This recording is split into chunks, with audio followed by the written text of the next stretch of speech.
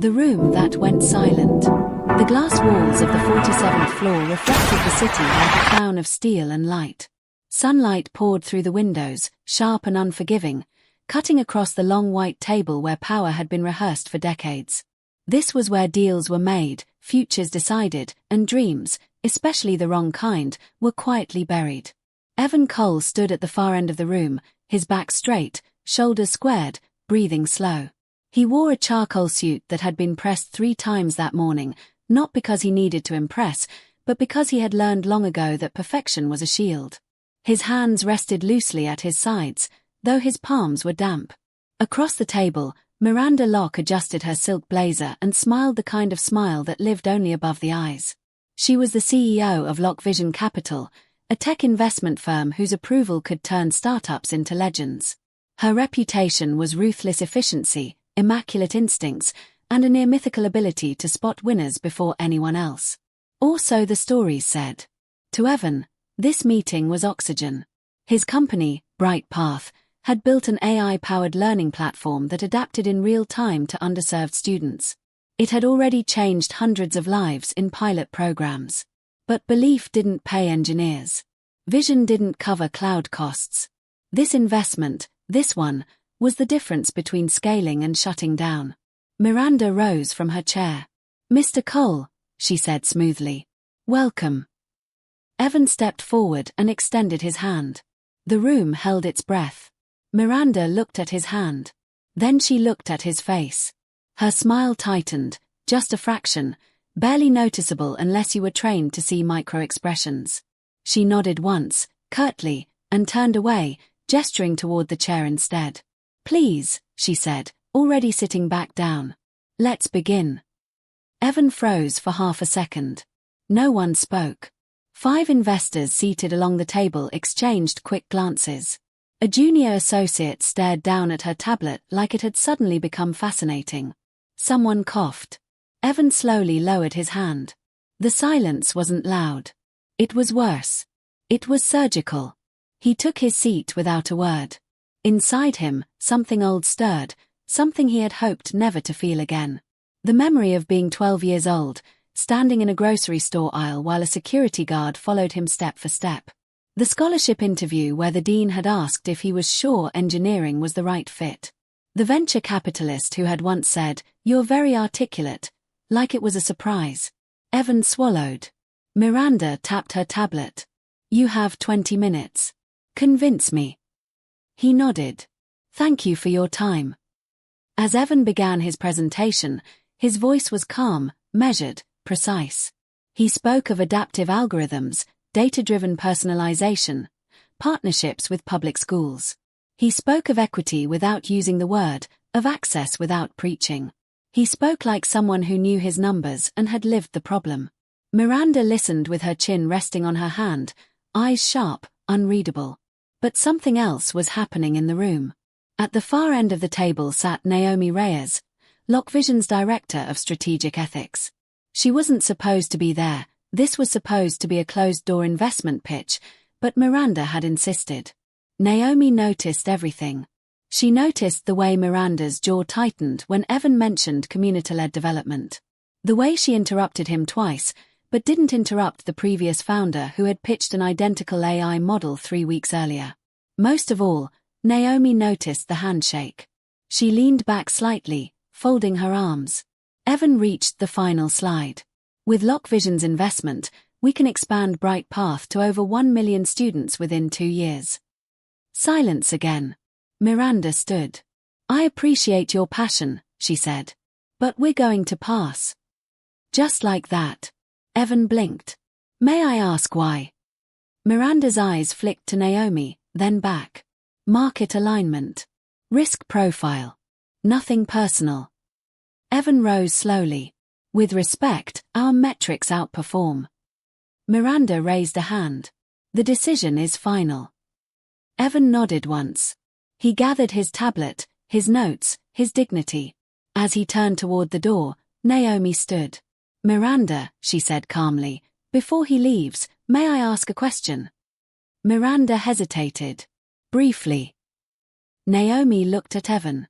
"Mr. Cole, How long did it take you to build Bright Path? 6 years, he said. 2 failed prototypes. 1 bankruptcy scare. Naomi nodded. Then she turned to Miranda. And how many founders have we turned away this quarter? Miranda frowned. Naomi, this is not the forum.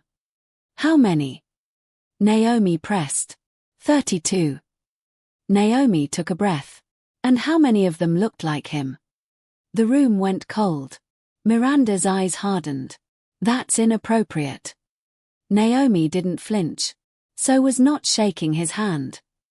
Evan's heart slammed against his ribs. Miranda laughed, a short, sharp sound. We're done here. Naomi looked at Evan. I'm sorry. He nodded, once, and walked out. The elevator ride down felt longer than the pitch itself. By the time Evan reached the lobby, his phone buzzed. Unknown number. Naomi Reyes. Please don't leave the building. This isn't over. Evan stared at the screen. Above him, 47 floors up, a decision had been made. But somewhere between pride and desperation, between silence and truth, something was about to crack. And none of them knew yet who would pay the price. Evan turns back toward the elevators as security approaches, unaware that Naomi is about to challenge the most powerful woman in the building. The cost of speaking up. The security guard reached Evan just as he pressed the elevator button again. Sir, the guard said, polite but firm. You were already escorted out. Evan turned slowly. I was invited back. The guard raised an eyebrow. By who? Before Evan could answer, Naomi's voice cut through the lobby. By me. She walked toward them, heels clicking with purpose, her expression calm but unyielding. She flashed her badge. I'm Naomi Reyes, Director of Strategic Ethics. He's my guest. The guard hesitated, then nodded and stepped aside. Evan exhaled. Naomi looked at him. Thank you for waiting. Your text said this isn't over, Evan said. I'm not sure what else there is to say. Naomi met his eyes. There's a lot. But not here. They rode the elevator in silence. At the 42nd floor, Naomi led Evan into a smaller conference room. No glass walls, no city view. Just a table, 2 chairs, and a sense of gravity. Naomi closed the door. I want to be clear, she said. What happened upstairs was wrong. Evan nodded. I know. I've seen it before, she continued. Not always that blatant. Usually quieter. Easier to deny. Evan leaned back. Then why stay? Naomi smiled sadly. Because I thought I could change things from the inside. She paused. Today made me realize how much that costs. Evan studied her. What are you asking me to do? Naomi took a breath. I'm asking you to tell the truth. On the record. Evan's stomach tightened. And what are you willing to risk? Naomi didn't hesitate. Everything. Upstairs, Miranda Locke sat alone in her office, staring at the city. Her phone buzzed. Naomi Reyes. We need to talk. Now. Miranda's jaw clenched. She didn't know it yet, but the story she had dismissed as insignificant was about to become uncontrollable. And Evan Cole, who had walked into the building hoping for funding, was about to become something else entirely. The truth goes public. Naomi turned the laptop toward Evan. Rows of data filled the screen, names, pitches, outcomes. Patterns emerged quickly once you knew how to look. Evan's throat tightened. This is everyone you've funded. And everyone we didn't, Naomi said. Filtered by founder demographics. The numbers told a brutal story. Evan looked up. You could lose your job. Naomi nodded. I know. What if they discredit you? They'll try. Evan closed his eyes. 6 years of work. A lifetime of being told to be patient, to be grateful, to not make waves. He opened them again. Let's do it. 3 days later the story broke. It started small. A post from an independent tech journalist. Then a second article. Then a video clip leaked from the meeting room audio. The handshake. The silence. The refusal. By nightfall, #BrightPathTruth was trending. Miranda Locke stood before the board as headlines scrolled across the screen behind her. "This is a misunderstanding," she said coldly. "A smear campaign." A board member leaned forward. "Then why are the numbers consistent?" Miranda said nothing. Outside, Evan watched the city lights from his apartment window, phone buzzing non-stop. Messages of support. Offers. Hey. Oh. Naomi called. "They've placed me on administrative leave." Evan closed his eyes. "I'm sorry." "Don't be," Naomi said. "This is what accountability feels like." Across the city, investors whispered. Founders watched. Students using BrightPath logged in, unaware that their future had just become the center of a storm. And in the eye of it all, Miranda Locke realized she was losing control when power fights back. The press conference was scheduled for noon. Miranda stood at the podium, flawless as ever, her expression composed. "We categorically deny any allegations of discrimination," she said. "Our decisions are based solely on merit." A reporter raised a hand.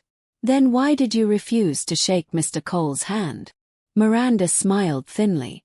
"That narrative has been taken out of context."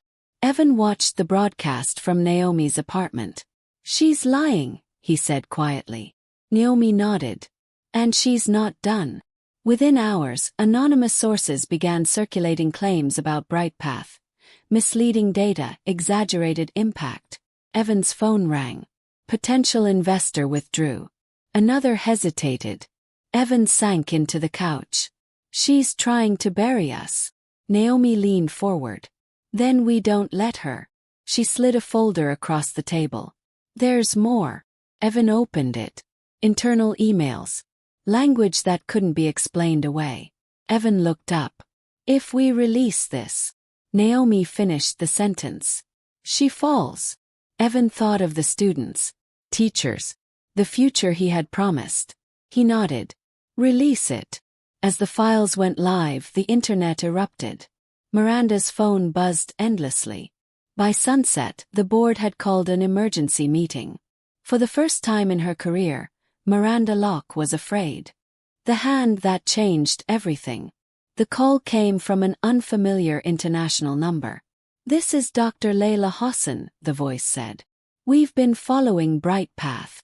Evan listened, stunned, as she spoke of a global education initiative, of resources beyond his imagination. "We believe in what you're building," she said, "and in how you stood." Days later the news broke. Miranda Locke had resigned.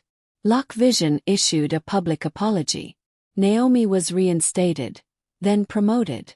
BrightPath received funding that didn't just save it, but transformed it.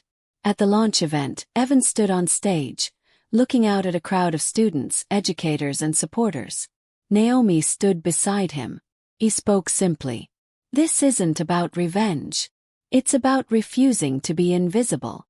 After the applause, a man approached Evan, a young black founder, nervous, hopeful. He extended his hand. Evan took it firmly. Across the room, Naomi watched, smiling. The world hadn't changed overnight. But something had shifted. And sometimes that's enough to start a revolution.